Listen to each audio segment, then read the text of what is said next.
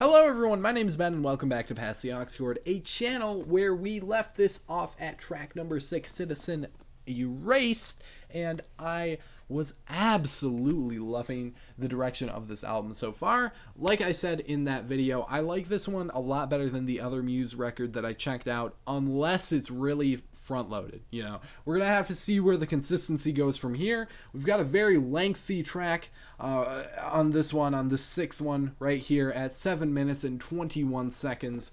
Let's just hop right into it before we waste any more time.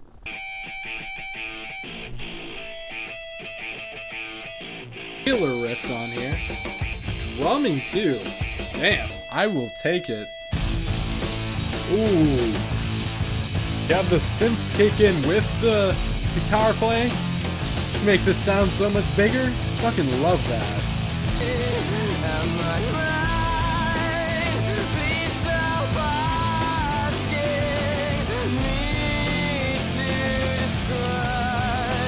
Man's just slaying me with his voice.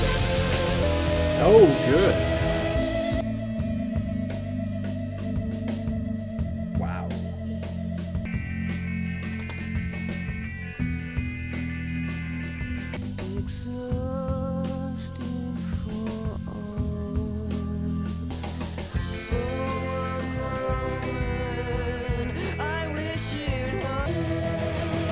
I knew this was gonna do more. Oh. Guitar playing on this is so sick.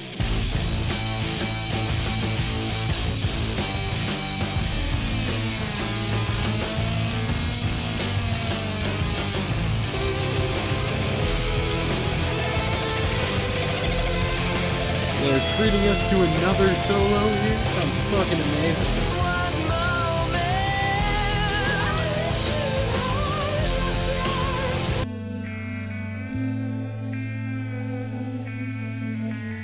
Way they can just make it cut way back like that. Just sound all spacey like this. It's fucking insane.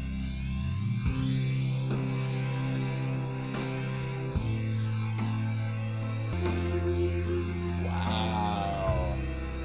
So psychedelic.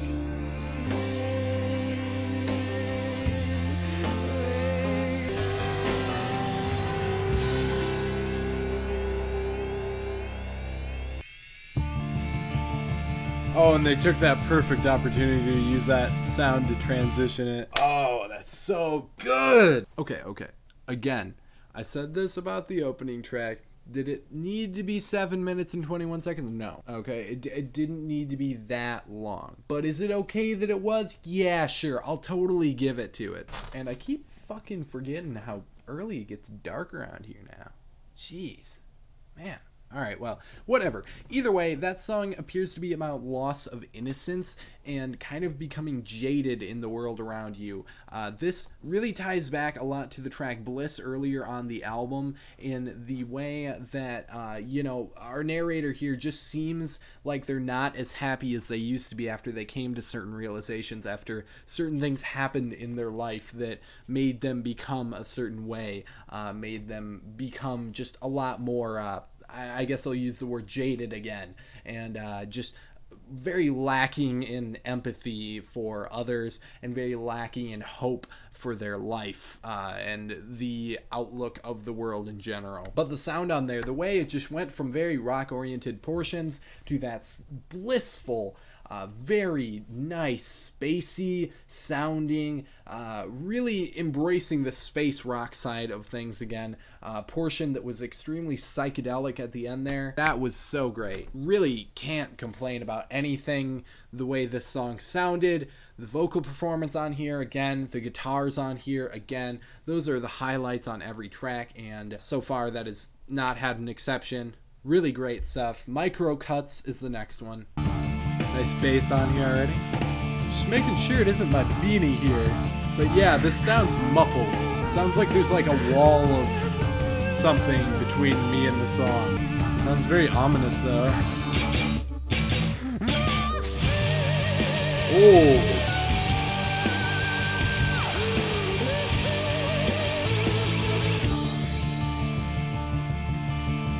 don't know how they make it all sound so seamless like this.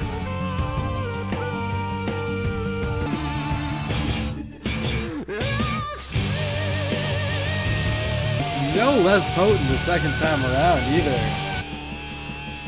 Ooh, what's going on here? It's different.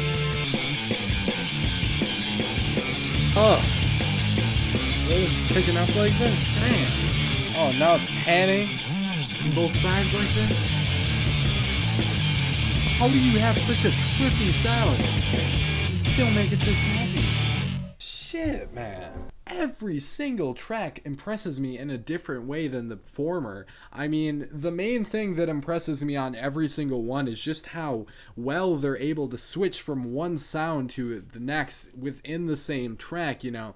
Most bands you'll find will just stick to the same sound even for an entire album, let alone switching it up completely in the middle of a song. Sound and style of this track really represents the very ominous lyricism that goes alongside it. The falsetto performance all the way through the track just really gives it this kind of otherworldly feel to it. You don't see a lot of songs, especially modern songs like this, that are performed completely in falsetto. That's not usually how, especially a rock song, would go. So that really does seem like just very off already. And then you just have, like I said, it's like there's a wall of like white noise in between you and the actual song or something, you know. It all sounds a little faded. And the lyricism here seems to be kind of about like some sort of bad trip he was having, but it also could have like political interpretations depending on how you wanted to go about looking at it.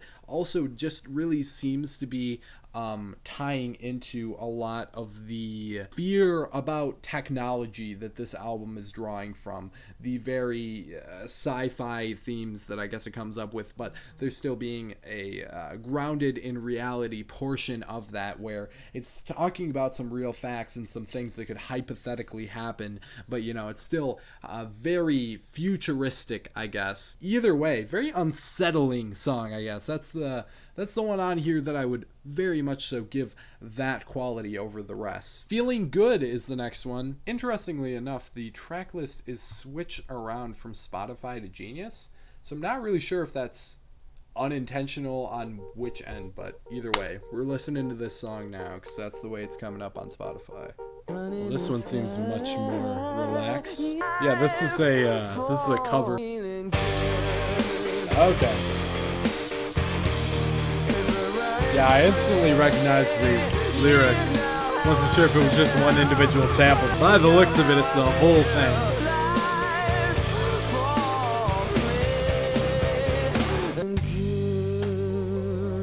Okay. Still a very unpredictable sound here.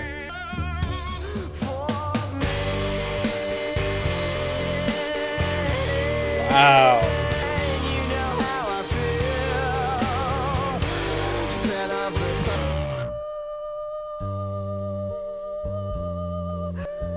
Gets me every time with the falsettos. Tell you what.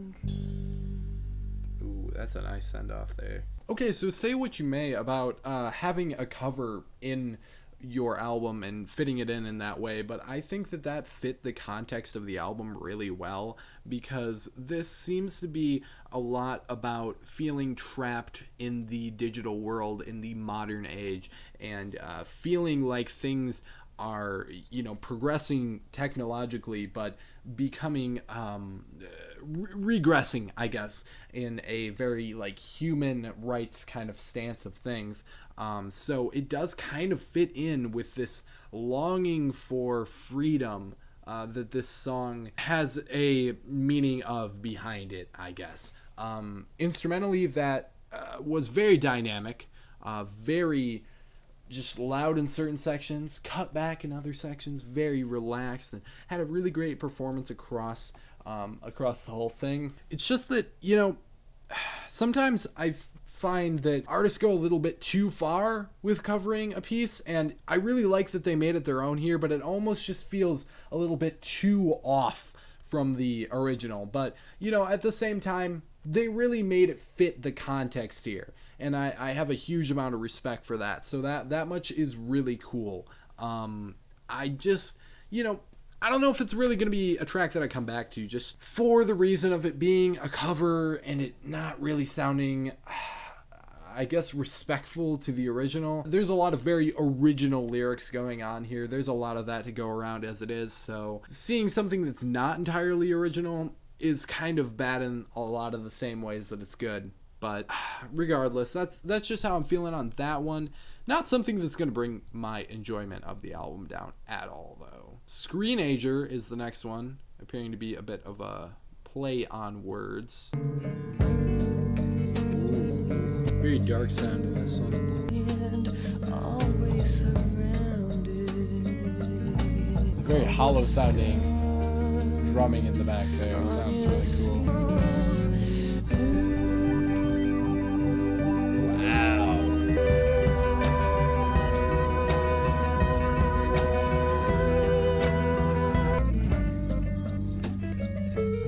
Back to these very hollow sounds again.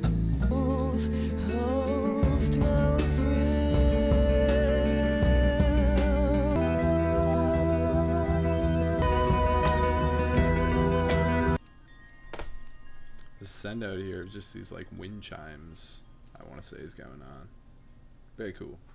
Okay, so that track had a rather dark presence to it and a dark meaning in the lyrics to match that. This seems to be about a narrator trying to help someone through their time of feeling depression from the modern age and self-harming because of it, and having their destructive actions be ignored by those around them. Really kind of tragic narrative going on here. But it's a true one nonetheless. And once again, this is aged really well.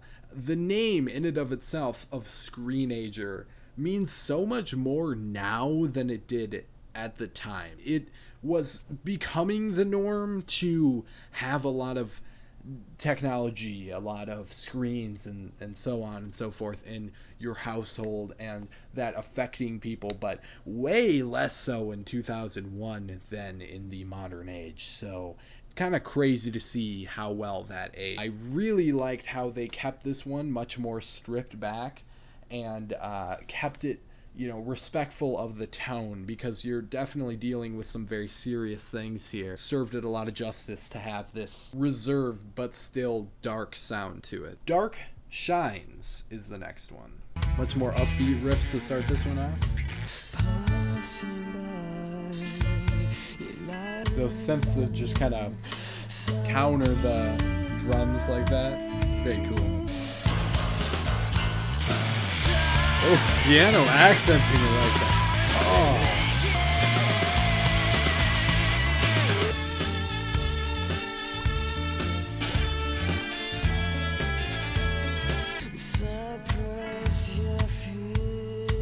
Yeah, the contradiction of the very crisp drumming on this track is very nice. Because everything else going on here is rather large in space and atmosphere.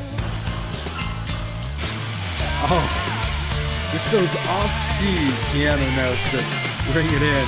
Man. The solo going on in here?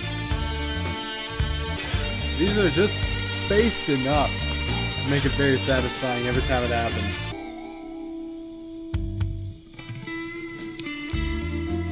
This instrumental portion is so cool.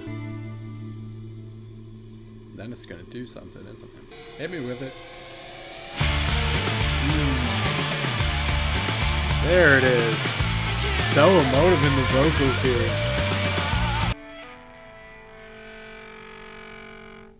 Yeah, so that track seems to be about somebody's like negative energy just bringing you down a lot, or just being around a very negative person, but still like being attached to them. Maybe this is about like a friend or a family member or something, somebody that you're around a lot, but still they have very like just a negative energy to them that ends up bringing you down, I guess, and it makes it seem that way in the lyricism here. But once again, you know, I mean, what more is there to say about it at this point? I am sounded like a broken record with how much I'm repeating myself on how well they pair two very different sounds together. You've got some crazy heavy riffs on here and some extremely psychedelic, spacey, just atmospheric mix parts of this that totally take you on a journey. It really makes good use of the runtime in that way, that it's showing you completely different things through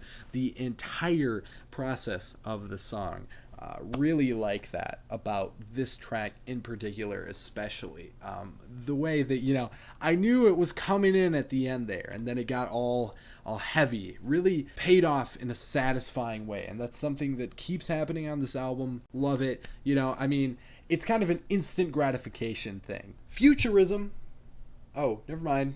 Once again, the Genius track listing is all fucked up. Megalomania is the next one, and this is directed at God, asking why we should go forth and multiply. What's the point? Is the interpretation given by Matt Bellamy here. So that's already an interesting concept. Going into this sounding very spacey. Makes such good use of the mixing. It has such a downtrodden sound to it. Very dark, again.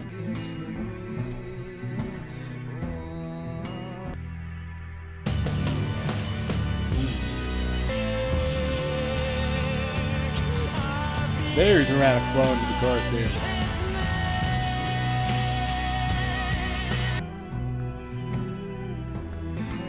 Totally different use of some instruments on here that weren't really used in the other tracks.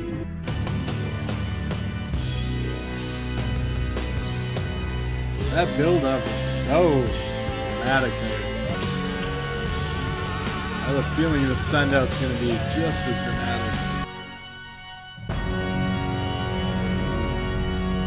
Damn. The use of sounds of an organ on that, I have to imagine that was anyways, really made it come across as huge when that hook hit, and did a lot for that outro section as well. Really just made it feel so much more dramatic and huge than the rest of the track. And I think that was really the point that was trying to be brought across here. It's a very simple meaning, and we've already talked about what the song is about. Like I said, it's a very interesting concept for a song, and in execution, I think it worked very well.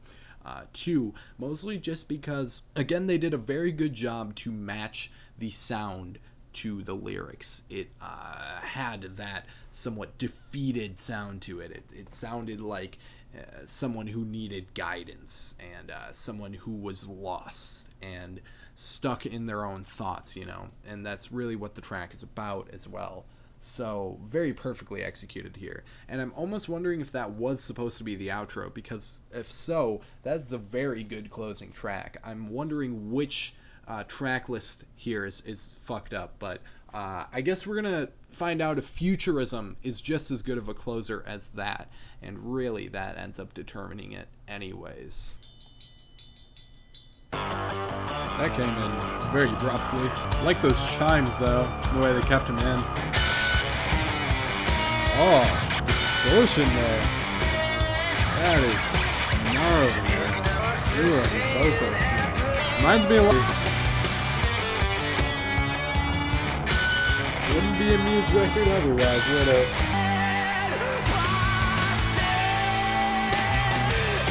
Really sticking to it here. So good.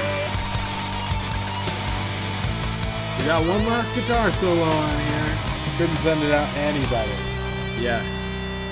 Absolutely. Wow, perfect closer. Yeah, that actually worked way better than Megalomania did. Megalomania did. That is, anyways.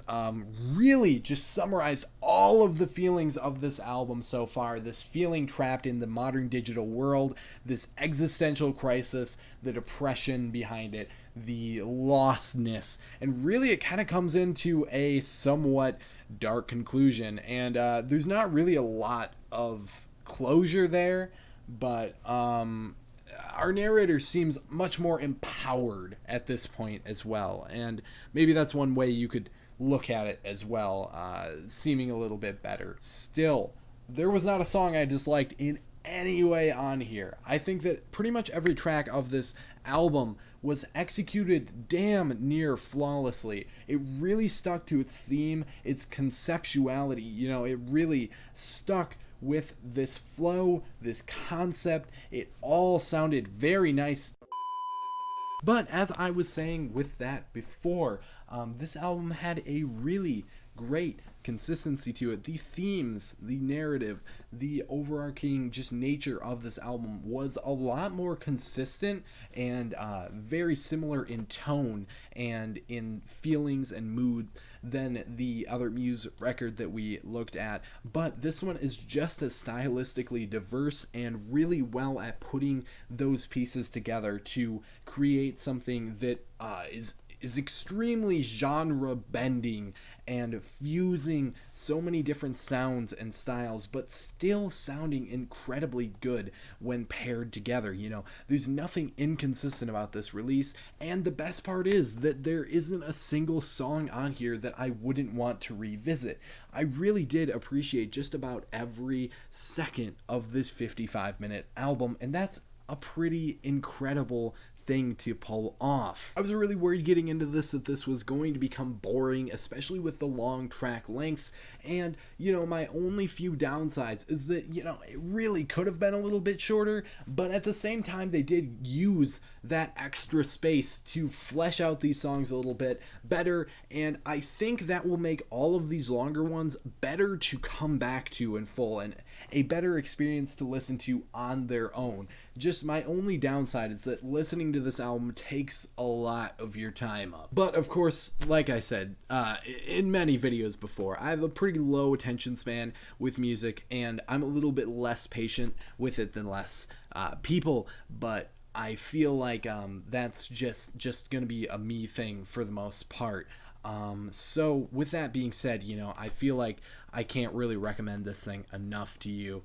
At the very least, you're gonna find some songs on here that you like because it covers so many sounds and styles, and overall that's just how it ended up being. Without any more further rambling on the topic, I guess I have to give this like a 9- out of 10.